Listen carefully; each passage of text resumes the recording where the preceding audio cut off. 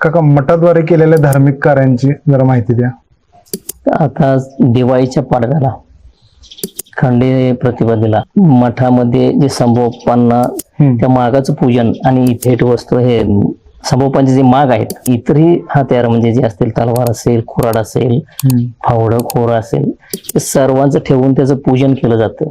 आणि त्याच दिवशी मठामध्ये मठ रंगवण्याचा मुहूर्त केला जातो. आणि त्यानंतर 2 दिवसात मठ रंगवला जातो. त्याचा मान माळी समाजाकडे आहे. त्यानंतर उरसाची खरी सुरुवात होते मठ रंगवण्यापासून. कार्तिक पौर्णिमेच्या आधी 5 दिवस, दशमी, एकादशी ह्या वेळेतच तो मंडप चढण्याचा प्रोग्राम असतो. त्या मंडप चढण्यासाठी चांभार समाजाचा मान हा मंडप शिवणे आहे. आणि जे मेन 4 खांब आहेत त्यावेळेस घालून दिलेलं संभोपाने की सर्व जाती धर्म एकत्र. एक खांब पाटील मंडपाचा